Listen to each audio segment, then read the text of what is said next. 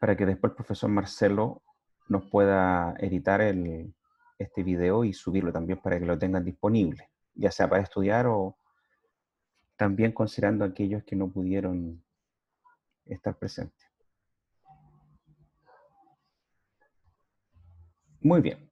Espero que estén viendo. ¿Están todos viendo ahí la diapo, no es cierto? Sí, profe. Sí, profe. Ok. Vamos entonces a ver la vía de las pentosas. También tiene un nombre, así como el ciclo de Krebs, en honor a quien descubrió la vía. En este caso también hay un nombre asociado a los apellidos de quienes descubrieron esta vía de las pentosas. Warburg Dickens. Bueno, esta vía de las pentosas es una clase bien amena, así que no es tan larga tampoco. Vamos a ver cómo se relaciona la vía de las pentosas con la glucólisis. Obviamente estamos relacionando ya la vía de las pentosas como una vía alternativa del eje catabólico básico. Entonces, en las clases anteriores estudiamos todo lo que fue la glicólisis hasta el ciclo de Krebs, y ahora entonces vamos a empezar a ver vías que comienzan a ser, como lo dije, laterales, ¿no es cierto?, alternativas. Entonces, vamos a ver que esta vía de las pentosas tiene una fase oxidativa o catalítica, ya que tiene como principal objetivo la obtención de poder reductor, ahí van a darse cuenta ustedes. La segunda fase es reversible, o también se le conoce como fase de recuperación de la vía de las pentosas, que desde el punto de vista termodinámico no es ni oxidativa ni reductiva, sino que más bien es de transferencia de grupos, ¿ya? Así que con esas dos fases entendemos la vía de las pentosas, ¿ya? Entonces una fase oxidativa, donde va a ganar NADPH como poder reductor, y otra fase reversible, donde van a haber transferencias de grupos de átomos de carbono, simplemente para hacer un reordenamiento de moléculas, y con eso vamos a comprender esta vía. También vamos a darnos cuenta que hay una cierta flexibilidad de la vía de las pentosas, que obviamente permite que pueda funcionar en un sentido u otro. Sobre todo ahí ustedes se pueden imaginar que esa reversibilidad, esa flexibilidad es gracias justamente a la fase reversible, como el nombre lo dice, que es en la segunda fase de la vía de las pentosas. Pero de todos modos, la vía de las pentosas, al ser flexible, permite que la célula pueda entonces mover esta vía de las pentosas de acuerdo a sus requerimientos. Hasta aquí están escuchando, me imagino, y están medios confundidos porque obviamente todavía no la hemos estudiado. Pero cuando después ustedes vean la grabación y cuando estudien, se van a dar cuenta que lo que yo estoy diciendo tiene sentido, obviamente, una vez que ya cumplamos estos objetivos de aprendizaje. Por otro lado, vamos a ver que existen también otras vías paralelas o alternativas para obtener NADPH. O sea, ya hay un punto importante. La vía de las pentosas, uno de sus objetivos, no el único, pero uno de los más importantes, es la obtención de NADPH, o sea, de poder reductor, ¿no es cierto?, en este coenzimo, que es el NADPH, que no se le olvide, ¿no es cierto?, el fosfato, NADPH. A diferencia de la glucólisis, que permitía la ganancia de NADH, o sea, de NAD como poder reductor, lo mismo que pasa con el ciclo de Krebs, que también nos permite obtener NADH. En el caso de las vía de las pentosas, lo que obtiene es NADPH. Ahora, el NADPH no se utiliza en la cadena transportadora de electrones. O sea, el NADPH no va a ingresar a la mitocondria y va a entregar su electrón a la cadena transportadora. Eso no ocurre. El NADPH tiene más bien una utilidad fuera de la mitocondria, ¿ya? Como lo vamos a ver también. Pero, y ahí cierro la idea, no es la única vía para obtener NADPH, ¿ya? Sí es una de las más productivas, que puede generar mucho NADPH, pero no es la única. Y vamos a terminar la clase, que no tiene muchas diapos, con obviamente entender cuál es el uso de ese NADPH, porque yo acabo de indicarle a ustedes que el NADPH no se va a utilizar como un dador de electrones en la cadena transportadora de electrones, o sea, no tiene esa labor. Entonces, ¿para qué? ¿Para qué se usa el NADPH? ¿Ya? Bien, vamos entonces a comenzar. Primero vamos a dejar una definición, siempre es bueno, ¿no es cierto?, para poder ir sentando ciertas bases y no irnos por las ramas. es una vía metabólica citosólica, al igual que la glucólisis. Así que eso también ahí destáquenlo, que no se les vaya a olvidar que la vía de las pentosas ocurre a nivel del citosol. Esencialmente, uno de sus objetivos es la producción de NADPH, como ya lo indiqué, y además la generación de ribosa 5-fosfato. La ribosa 5-fosfato es súper importante. Este azúcar de 5 átomos de carbono, que incluso no está soplando ahí el nombre, porque el fosfato está puesto en el último carbono, entonces 5-fosfato nos está diciendo entonces que este es un azúcar de 5 átomos de carbono. Ustedes ya la conocen desde su formación en enseñanza media. La ribosa es esencial para la constitución, por ejemplo, de los nucleótidos, ¿no es cierto? El ATP, ¿no es cierto? El GTP, etcétera. También esta ribosa 5-fosfato forma parte como nucleótido, por ejemplo, de cofactores como el mismo NAD, el FAD, ¿no es cierto?, que tienen estructura nucleotídica, tienen ribosa 5-fosfato. Así que esta ribosa 5-fosfato es un intermediario metabólico muy, muy útil, ¿ya?, para síntesis de nucleótidos, para constituir cofactores enzimáticos, así que ya se pueden dar cuenta que es súper importante. Y además, no está puesto ahí, pero también produce por cada molécula de glucosa que entra a la vía de las pentosas, por cada molécula de glucosa que entra a la vía de las pentosas, se genera también una molécula de CO2, ¿ya? O sea, hay una descarboxilación en la vía de las pentosas. Eso explica por qué pasamos de un azúcar de 6 átomos de carbono a azúcares de 5 átomos de carbono. Obviamente se pierde un átomo de carbono, hay una descarboxilación, y eso también es característico de esta vía. Y la idea también de esta vía es que una vez que se van generando estas pentosas, también hacer una fase de recuperación, que la vamos a ver, donde hay intercambios de grupos de átomos de carbono hasta volver con intermediarios de la glucólisis. Ahí van a ver ustedes cuáles van a hacer eso. Así que tranquilos. Si quieren un resumen, cosa de que eso les quede ahí en su mente y también en sus apuntes, cuáles son los principales productos de la vía de las pentosas, son la generación de NADPH y la generación de ribosa 5-fosfato. Ya es bueno dejar claro de que esta vía de las pentosas va a ser muy activa en tejidos que sintetizan grasas y esteroides como colesterol y hormonas esteroidales. Entonces ya ustedes pueden entonces atar cabos, ¿no es cierto?, y darse cuenta de que una de las importancias del NADPH es que va a ser un agente, un poder reductor que va a entregar electrones en vías anabólicas que tienen que ver con la síntesis de grasa, colesterol, hormonas esteroidales, e incluso importante la síntesis de nucleótidos, ¿ya? Así que claramente aquellos tejidos que deben generar grasa, colesterol, hormonas esteroidales, van a tener una mayor actividad por parte de esta vía de las pentosas. Y ahí como ejemplo tenemos obviamente el tejido hepático, tejido mamario, por ejemplo, en el periodo de lactancia, y el tejido adiposo.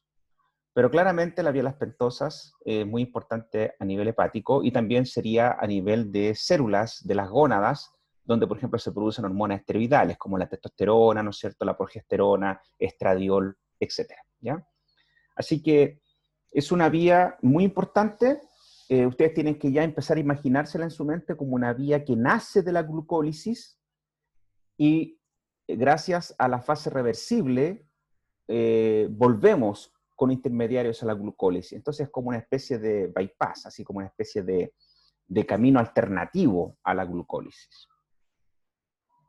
Ya lo había dicho, pero es bueno que quede en la diapo, ¿no es cierto? El NADPH, a diferencia del NADH, no es utilizado en la síntesis de ATP, pero constituye el poder reductor más importante para la biosíntesis de derivados grasos y nucleotídicos, ¿ya? Así que eso es muy importante que lo tengamos ahí en claro, ¿ya? Vamos entonces a ponernos un poco más entretenidos. La primera fase de la vía de las pentosas, ya lo dije al principio, es la fase oxidativa. Y yo les voy a pedir, jóvenes, que tomen una hoja blanca o un cuaderno, lo que sea, y comencemos a escribir esto, porque si no se van a perder. Entonces, tomen su cuadernito, un lápiz ahí, y vamos a ir colocando, no dibujen la molécula, obviamente, vamos a demorar mucho, pero vayan colocando los nombres, ¿ya? Y después vamos a hacer un resumen final, ¿ya? No es largo esto, pero hagámoslo así para que así ustedes me puedan ir siguiendo. Entonces, ¿con qué vamos a comenzar? ¿Qué es lo que ustedes están viendo aquí como molécula acá en el extremo superior izquierdo? ¿Qué molécula es esa? ¿Alguien se tira al agua?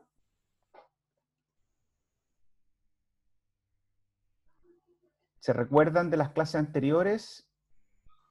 ¿Esa no es la glucosa 6-fosfato? Pero claro que sí, pues esa misma es. Ahí tendríamos entonces nuestra glucosa 6-fosfato. Entonces coloquen en su cuaderno ahí glucosa 6-fosfato. Y ya ustedes saben que la glucosa 6-fosfato es un intermediario de la glucólisis. Así que ahí ya se están dando cuenta que la glucosa 6-fosfato, además de ser un intermediario de la glucólisis, es un metabolito central, ¿ya? Porque está en una vía glucolítica y además forma parte de la vía de las pentosas. Muy bien. Y el nombre no está, o sea, lo sabemos, glucosa 6-fosfato, esta es una hexosa, ¿no es cierto? Un azúcar de 6 átomos de carbono. La primera reacción que ustedes ven aquí utiliza como cofactor el NADP, que está oxidado, ahí ustedes lo ven, y va a generar NADPH. ¿Cómo se llama esta enzima? Con lo que han aprendido en bioquímica y en asignaturas previas. ¿Cómo se llamaría esa enzima? Glucosa 6-fosfato deshidrogenasa. Espectacular, muy bien. Ya estamos todos unos bioquímicos. Glucosa 6-fosfato deshidrogenasa. Una enzima muy importante, es la primera enzima en esta fase oxidativa y además de la vía de las pentosas. Y ella entonces va a sacar los electrones y los va a pasar al NADP para formar NADPH. Y ahí claramente entienden por qué se llama fase oxidativa. O sea, estamos oxidando esta glucosa 6-fosfato.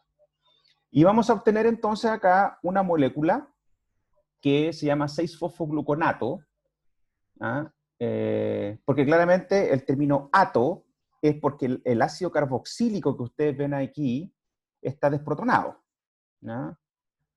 También se podría llamar 6-fosfoglucónico, ácido 6-fosfoglucónico, terminación ico, si estaría protonado, ¿no es cierto?, como ácido. Pero como ya liberó el protón al pH que está en el interior del citosol, se llama 6-fosfogluconato. Sigue siendo obviamente una estructura de 6 átomos de carbono, pero obviamente hemos pasado a una molécula más oxidada. Claramente este carbono se ve que está más oxidado. Luego viene otra reacción, pero yo no la voy a incluir acá porque en realidad no tiene la necesidad de que nos compliquemos tanto, pero vamos a decir que de 6-fosfogluconato ahora vamos a pasar a formar otro azúcar, que está aquí abajito, y ese azúcar que está aquí abajito ya ustedes se pueden dar cuenta que tiene en su estructura solo 5 átomos de carbono, por lo tanto es un azúcar del grupo las pentosas, y además este azúcar no es un grupo aldehído, sino que tiene un grupo ceto. Es una ceto, ¿no es cierto?, como azúcar clasificada como ceto, y además tiene solo 5 átomos de carbono. Y ustedes pueden ver que aquí actúa también una enzima catalizando esta reacción que también va a entregar electrones al NADP para generar NADPH.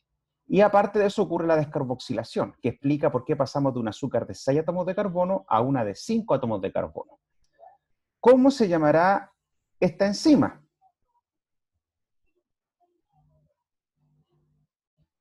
Que actúa aquí. Vamos, vamos. ¿Quién se tira el agua? ¿Cómo se llama esa enzima? ¿Nadie? 6-fosfogluconato deshidrogenasa. Espectacular, muy bien. Exactamente, la 6-fosfogluconato deshidrogenasa. Y con eso obtenemos un azúcar de 5 átomos de carbono que se llama ribulosa 5-fosfato. ¿Ven? Esas entonces son la primera etapa, que es de tipo oxidativa, y por cada mol de glucosa 6-fosfato hemos ganado 2 moles de NADPH. Y hemos generado un azúcar de 5 átomos de carbono. ¿Se comprende hasta ahí? ¿Estamos de acuerdo? Lo tienen dibujadito eso en su cuaderno, ¿no es cierto? Las dos reacciones ahí con la glucosa 6-fosfato y el 6-fosfogluconato y la ribulosa 5-fosfato. Escucho. ¿Cómo se llamaba la enzima? 6-fosfogluconato deshidrogenasa. Gracias. De nada. Luego que hemos obtenido esta azúcar de 5 átomos de carbono llamada ribulosa 5-fosfato, ¿me siguen ustedes con su dibujo? Sigan con su dibujo. Actúan ahora a continuación unas enzimas que tienen actividad de tipo reversible. Me voy a devolver un poquitito. Muy importante, se me había olvidado destacarlo. Las flechas que ustedes ven acá, las reacciones van en un solo sentido. Eso significa que otra característica de la primera fase oxidativa de la vía lacpentosa es que sus reacciones son de tipo irreversible. ¿Ya? Van en un solo sentido, para que lo también dejen anotadito. Y las flechas que dibujen en su cuaderno, claritas, en un solo sentido.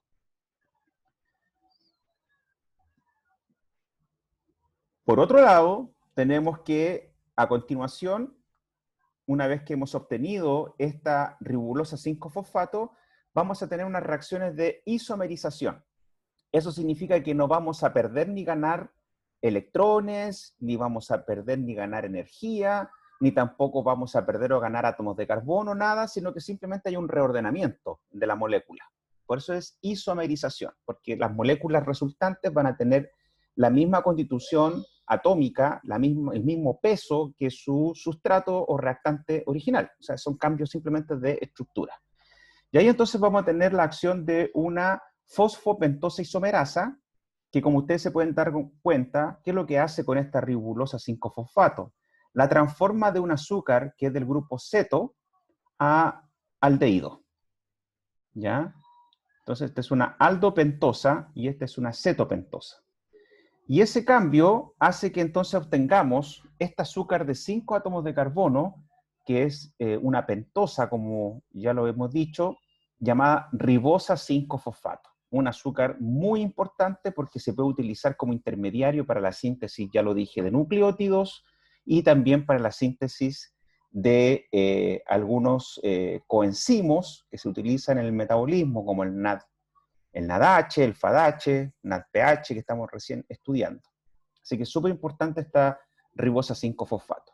Y por otro lado, puede actuar acá abajito otra enzima también del grupo de las isomerasas, que es una epimerasa, que lo que hace es un cambio de posición. Entonces, en este carbono ustedes ven que el alcohol está a la derecha y aquí pasa a la izquierda. Sigue siendo una pentosa, pero se llama silulosa 5-fosfato.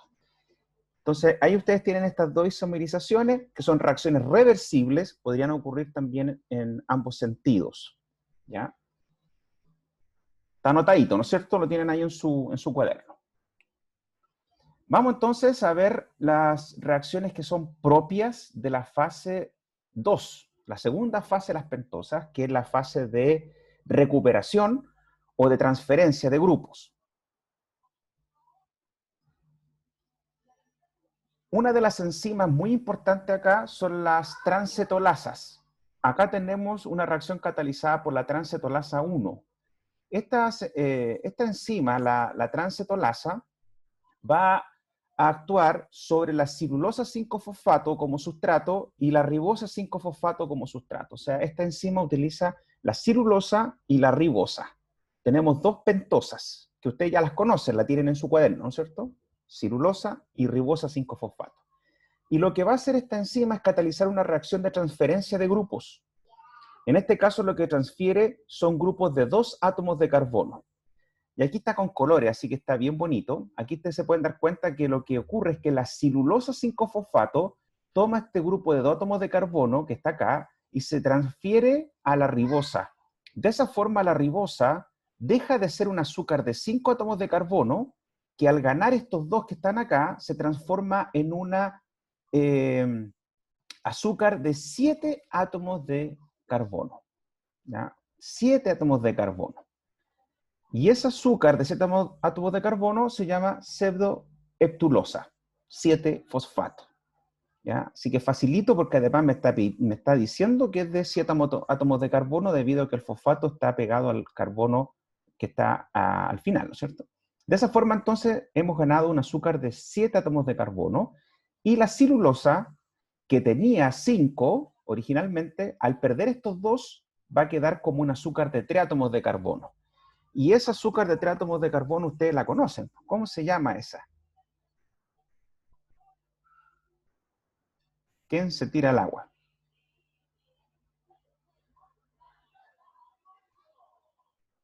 ¿Nadie? ¿Nadie? ¿Fosfato? No, un poco más arriba, más arriba.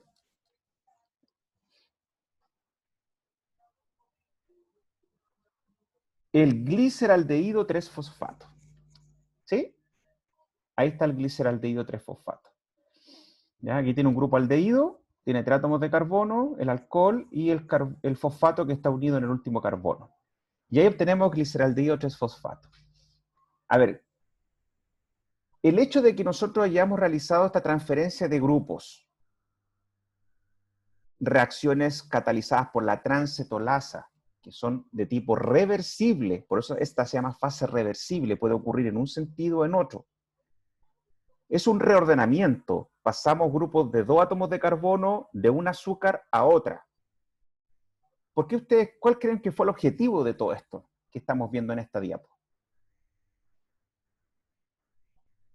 ¿Quién tiene alguna idea? ¿A quién se le ocurre cuál sería el objetivo de haber hecho esto?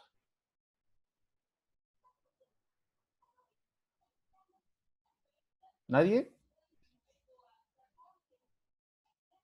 El objetivo es que estamos ganando un intermediario de la glucólisis. O sea, estamos devolviendo los carbonos que salieron de la glucólisis, porque la glucosa 6-fosfato se derivó, salió de la glucólisis y entró en la vía de las pentosas.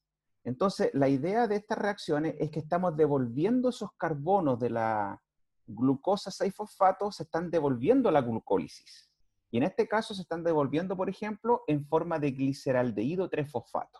Entonces, por eso se llama la fase reversible, porque las reacciones pueden ocurrir en un sentido o en otro, como esta transcetolasa, y por otro lado se llama fase de recuperación, porque los carbonos vuelven, estos grupos de carbono vuelven a la glucólisis, en este caso como gliceraldehído 3-fosfato. Esta transcetolasa utiliza también como cofactor enzimático el pirofosfato de tiamina, que si ustedes se recuerdan es un derivado de la vitamina B1. Así que ahí también tienen otro ejemplo de la importancia de la vitamina del complejo B. Y magnesio también utiliza catión magnesio en esta reacción.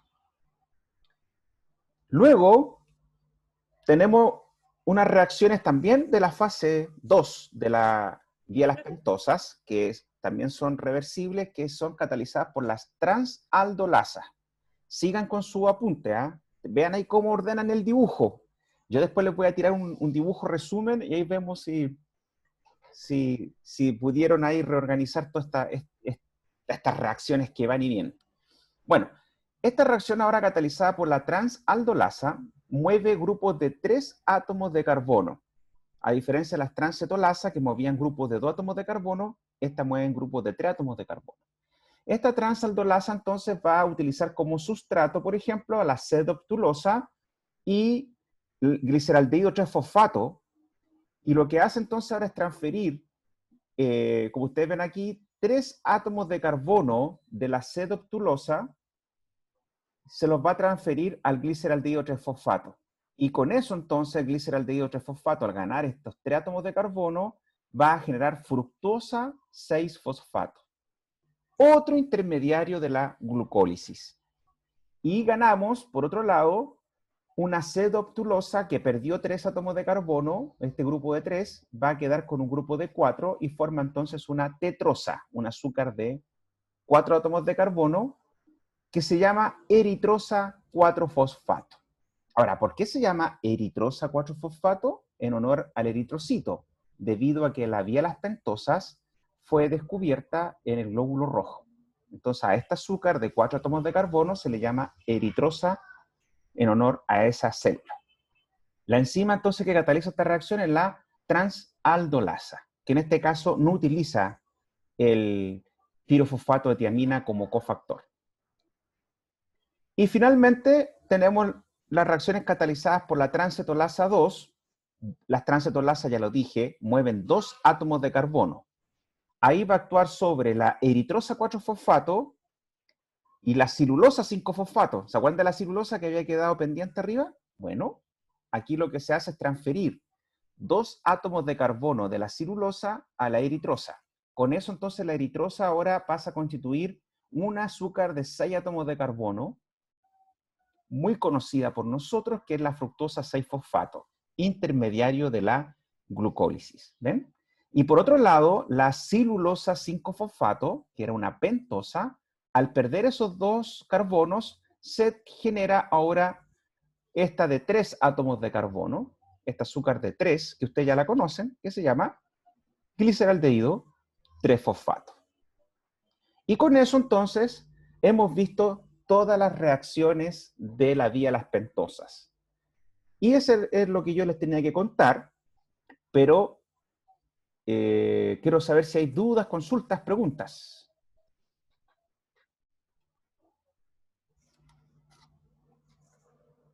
Profe, había una pregunta en el chat que Ya. decía por qué las líneas estaban como cruzadas. ¿Estas líneas de acá serán? Sí, Lo que pasa es que simplemente para que el dibujo se comprenda, es simplemente un efecto de dibujo nomás. Lo que pasa es que en la enzima toma la eritrosa, toma la cirulosa, cataliza la reacción y los productos son fructosa y gliceraldehído 3-fosfato.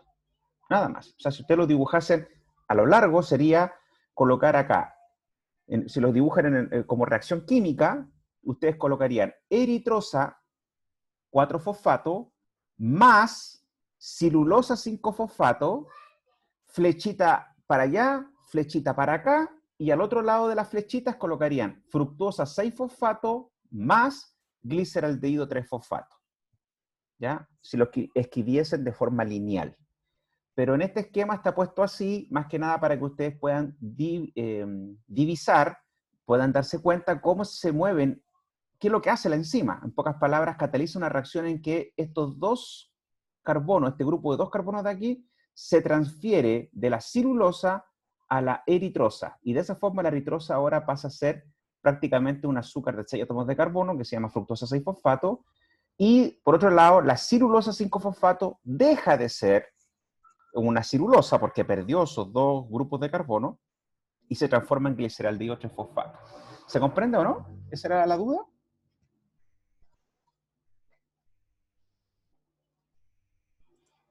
sí, gracias, profe. Muy bien. Profe, ¿podría volver a la diapo anterior un poco? Alguien me está preguntando, pero no escucho. Ay, yo. Ya, vamos. ¿Podría? ¿Me escucha ahí? ¿Ahí sí? ¿Sí? ¿Puede volver un poquito a la diapo anterior, por favor? ¿A la anterior a esa? Sí, ahí sí. Gracias, que me había faltado anotar unas cosas. Ah, ya. Está haciendo su dibujo en el cuaderno. Exacto. Sí. ¿Más preguntas? ¿Más dudas?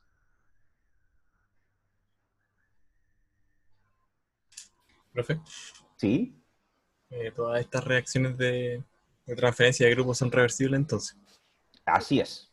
Así es. Y en las catalizadas por la isomerasa y la epimerasa también. Ya.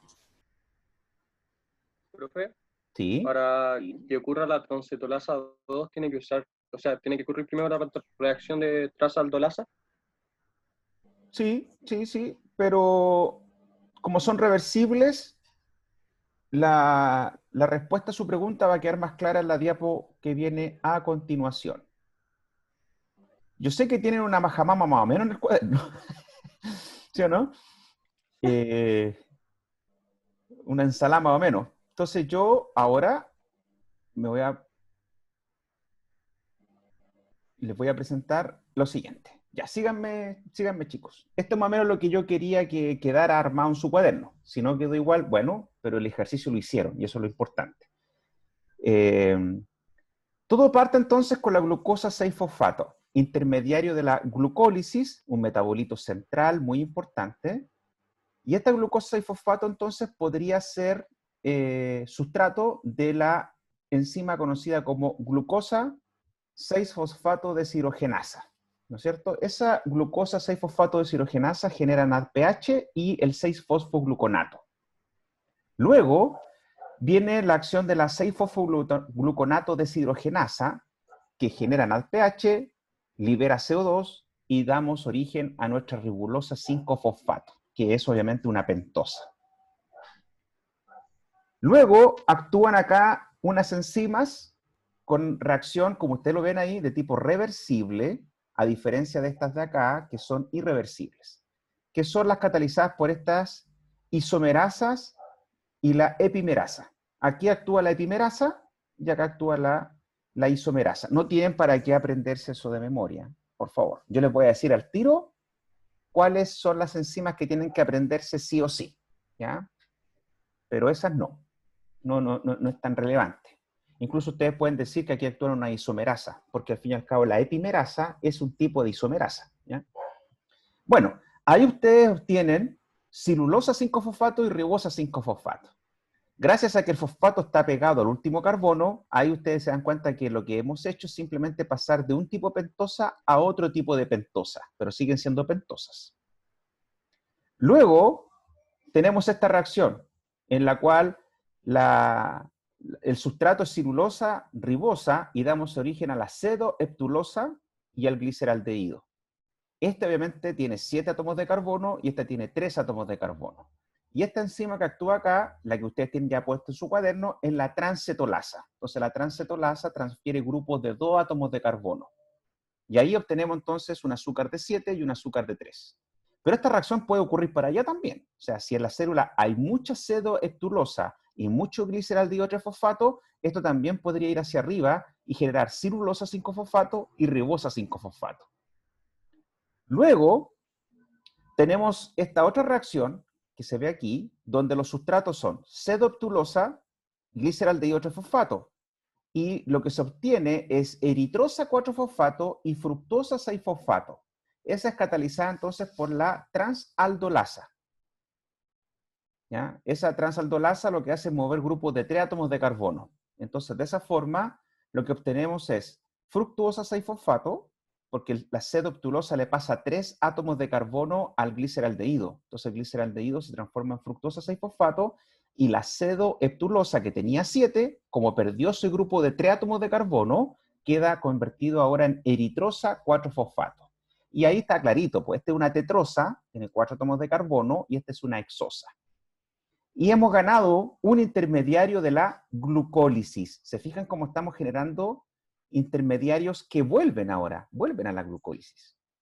Y finalmente ahora tenemos la acción de otra enzima, que en este caso sería la transcetolasa, la cual va a transferir grupos de 2 átomos de carbono y vamos a generar entonces fructosa 5-fosfato y gliceraldehído 3-fosfato. Ahí ustedes se dan cuenta entonces que lo que ocurre ahí es que la eritrosa y la celulosa 5-fosfato son sustrato para la acción de esta transcetolasa, y así ya ganamos definitivamente gliceraldehído 3-fosfato, otra fructosa 5-fosfato, y todos ellos son intermediarios de la glucólisis.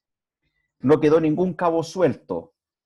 Comenzamos con glucosa 6-fosfato y hemos vuelto a intermediarios que son de la glucólisis. Y con eso entonces hemos terminado con esta vía de las pentosas. Hemos visto entonces que tiene una fase que en el Leninger, y eso tienen que tenerlo clarito, porque nosotros usamos Leninger, ¿no es cierto?, como libro guía. En Leninger, la fase oxidativa de la vía de las pentosas comienza con glucosa 6-fosfato y genera como producto NADPH, CO2 y ribosa 5-fosfato. Entonces, para Leninger, ¿no es cierto?, que al fin y al cabo son acuerdos, son más bien convenciones, ellos establecen que la fase 1 de la vía las pentosas o fase oxidativa comienza con glucosa 6-fosfato y termina con ribosa 5-fosfato, más la ganancia de NADPH, de 2 moles de NADPH por cada mol de glucosa 6-fosfato, y además se pierde un carbono en forma de CO2. Y de esa forma entonces tendríamos la fase oxidativa. La otra que ustedes ven acá en blanco sería lo que se considera como la fase totalmente 2, fase 2 o reversible o de transferencia.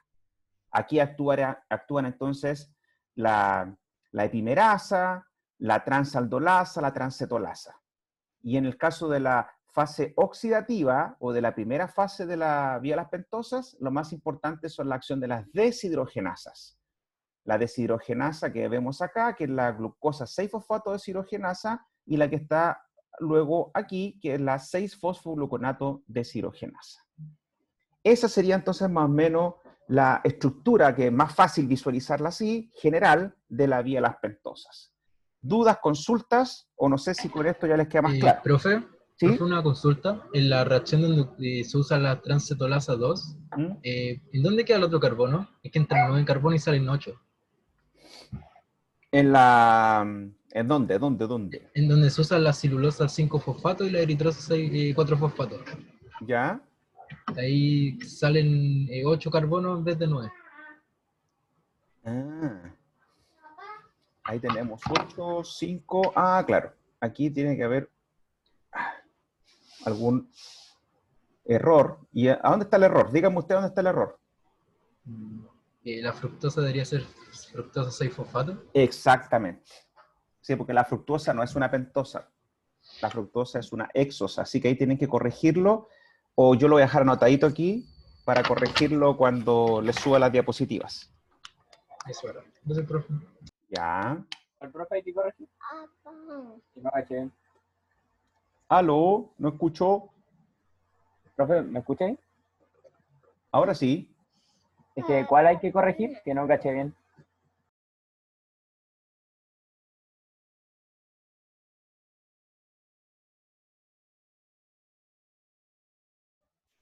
¿Lo ves? Profe, se mutió. ¿Ves mi cursor? Sí, lo veo. Sí, ya Ahí. caché. Ah, ya. Quedó claro entonces.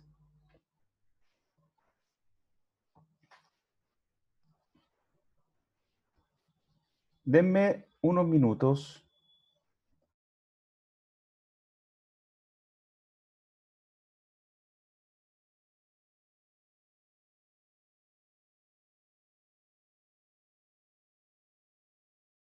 Ya, jóvenes, ¿tomaron caldo de cabeza? ¿Se entiende o no se entiende la vía las pentosas? Espero que sí. Vamos a arreglar entonces este condoro aquí.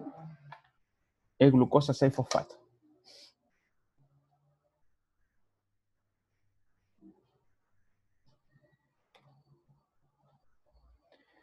Aquí yo ahora marco con color, este color un tanto lila.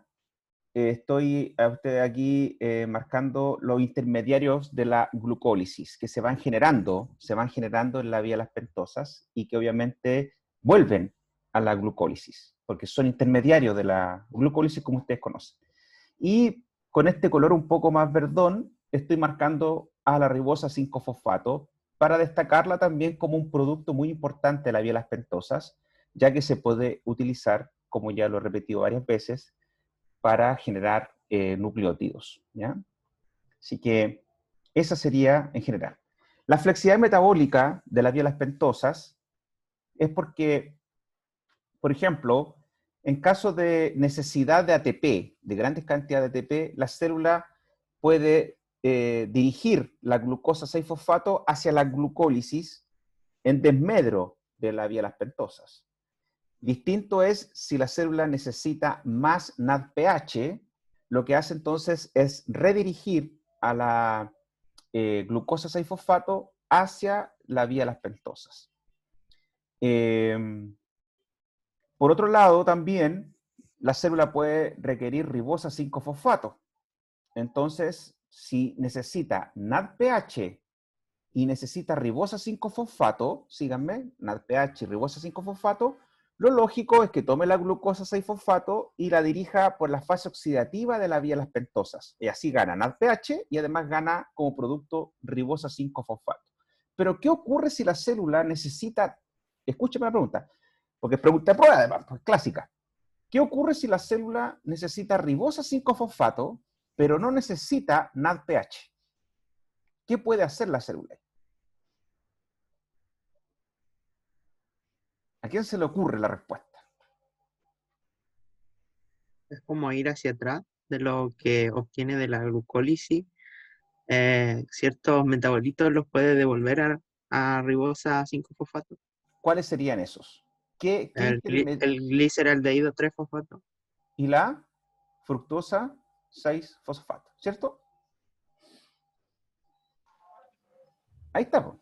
Claro. Lo que puede hacer la célula, si es que no necesita NADPH, pero necesita ribosa 5-fosfato, lo que puede hacer es tomar gliceraldehído, fructuosa 5-fosfato, y comenzar a catalizar estas reacciones hacia atrás, porque son reversibles, y usando la reversibilidad que tiene la segunda fase de la vía de las pentosas, con esta transcetolasa y transaldolasa, puede llegar a generar ribosa 5-fosfato. ¿Ya? Así que esa es la respuesta. Muy bien, espectacular. ¿Ya? Entonces ahí está explicado de esa forma, ¿ven? Opción A, necesita más ribosa que NADPH. Si necesita más ribosa que NADPH, entonces toma fructosa 6-fosfato y gliceraldehído 3-fosfato, que están en la glucólisis, y al tomarlos, gracias a las transcetolasas y transaldolasas, llega a generar ribosa 5-fosfato. ¿Ven? En caso de que necesite tanto ribosa como NADPH, que es lo más común, porque si necesita ribosa para fabricar nucleótidos, la síntesis de nucleótidos necesita ribosa y también necesita NADPH. Por lo tanto, esto es lo más común que ocurra. En ese caso, lo que hace es activar lo que se conoce como la vía oxidativa de la vía de las pentosas, y de esa forma entonces genera ribosa 5-fosfato y además gana NADPH. Aquí dice, de cada glucosa 6-fosfato se ganan 2 NADPH, porque aquí acuérdense que hay 2 deshidrogenaciones, que ustedes ya las conocen. Pregunta, ¿cómo se regula la vía de las pentosas? Porque ya estamos terminando la vía de las pentosas, estamos terminando la clase ya, pero la pregunta es, ¿cómo se regula la vía de las pentosas? ¿A quién se le ocurre dónde estará la regulación de la vía de las pentosas? ¿Dónde se regula esta vía? Pregunta de prueba también. Pero con lo que ya hemos estudiado hasta ahora en bioquímica, ustedes ya podrían darse cuenta dónde está la regulación. ¿Dónde les huele que está la regulación? ¿En el citoplasma? Claro, la vía de las pentosas, todo esto que están viendo en esta diapo, que resume toda la vía de las pentosas, ocurre a nivel citosólico, ocurre en el citosol de la célula. Muy bien. Pero acuérdense que las vías metabólicas tienen que ser reguladas. ¿Cómo se regula esta vía metabólica? Así como la glucólisis. ¿Ya? De NADP. Buen punto. NADPH. Ya, entonces es muy importante si en el citosol hay NADPH o no hay NADPH. Muy bien, estoy totalmente de acuerdo que claramente si uno de los objetivos de la vía de las pentosas es generar NADPH, está totalmente es criterioso pensar que los niveles de NADPH versus NADP oxidado, ¿no es cierto?, son los que van a ayudar a regular esto. Muy bien, pero ¿dónde actuaría esto? Ahora, ¿dónde vámonos a la vía? En cierta forma las vías son reguladas a nivel enzimático. ¿Cuál sería la enzima que regula la vía de las pentosas?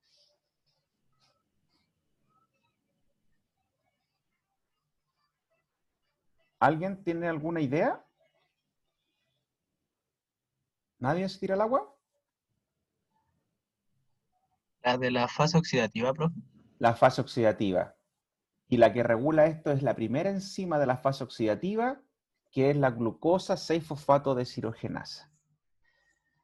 Porque además esta vía es una vía totalmente irreversible, y las vías irreversibles, como vimos en la glucólisis, son las vías que obviamente inteligentemente se utilizan para regular, ¿ya?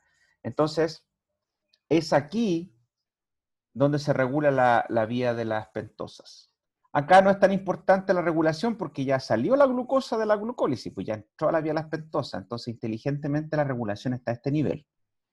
Así que la glucosa 6-fosfato-deshidrogenasa es la enzima que regula esencialmente la vía de las pentosas. Y sobre todo, regula la vía que es irreversible. La más importante desde este punto de vista regulatorio son las vías irreversibles, las que no pueden ir y volver.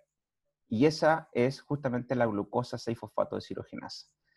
Y como bien lo dijo su compañero, la regulación es por niveles de NADPH.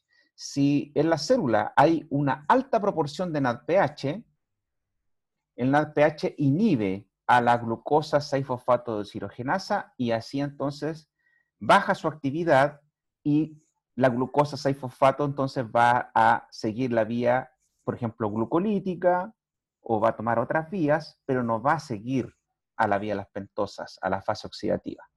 ¿Ya? ¿Profe? ¿Sí? ¿Lo hace de manera alostérica o no?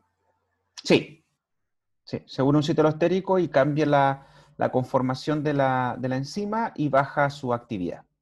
¿Ya? Entonces la regulación es a nivel de esa enzima. Que no se les vaya a olvidar, por favor. ¿Ya? Eso es súper importante. ¿Ya? Muy bien. Súper. Entonces acá, si me siguen, lo habíamos dicho en forma muy literaria, pero no de un concepto más bioquímico. Habíamos dicho que si había mucha necesidad de ribosa y no había necesidad de NADPH, lo que ocurría era de que usábamos la fase reversible de la glucólisis. Tomábamos gliceraldehído 3-fosfato, fructosa 6-fosfato, y gracias a la transcetolasa y transaldolasa podríamos llegar a formar ribosa 5-fosfato. Sonaba lógico, pero ¿por qué ocurre esto? ¿Y por qué no partimos de acá? ¿Por qué no partimos de glucosa 6-fosfato y echamos a andar la fase oxidativa hasta generar ribosa? ¿Por qué no lo hicimos así? ¿Por qué tuvimos que hacerlo por acá? Bueno, la razón es que si la célula necesita ribosa, pero no necesita NADPH, es porque la célula tiene mucho NADPH. Y si hay mucho NADPH a nivel del citosol, ese NADPH inhibe a la glucosa 6-fosfato-deshidrogenasa. Por lo tanto, eso explica por qué razón no se utiliza la fase oxidativa, sino que se utiliza la fase reversible para generar ribosa. ¿Ya? Ese es el concepto. Acá es distinto. La célula necesita ribosa y también necesita NADPH.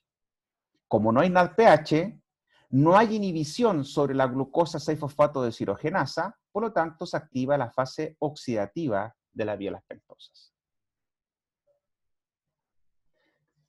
Ya avanzando, hay que recordar muy bien que no solamente la vía de las pentosas produce NADPH, existen otras vías alternativas para obtener NADPH, como es la enzima málica, que la van a conocer más adelante, que puede, en este caso, pasar de malato a piruvato, genera la pérdida también de CO2. No es para que se la aprendan, es para que ustedes solamente quiero que visualicen de que existen otras alternativas para producir NADPH. No es solo la vía de las pentosas. También podemos, a partir de este aminoácido conocido como glutamato, formar este alfa-cetoglutarato, que es un alfa-cetoácido que está formando parte de la vía del ciclo de Krebs. Entonces, en este caso, esta deshidrogenasa glutámica puede generar NADPH, aparte de liberar el grupo amino en forma de amonio. Ahí ustedes ven que aquí está el amino. Se libera ese amino en forma de amonio y generamos entonces alfa-cetoglutarato. Y se gana además NADPH. También a partir de isocitrato podemos obtener alfa-cetoglutarato y también ganar NADPH. Y finalmente, a nivel también hepático, existe la piridin nucleótido transdeshidrogenasa que podría traspasar electrones del NADH al NADPH. O sea, al NADP, perdón, para ganar NADPH. Entonces también existen, parece que está pasando afuera un parlante. Esperemos que se aleje un poco. Ahora sí, entonces existe también esa posibilidad de transferir electrones del NADH al NADP. Pero hay cierta alternativa entonces que tiene la célula para poder ganar este NADPH.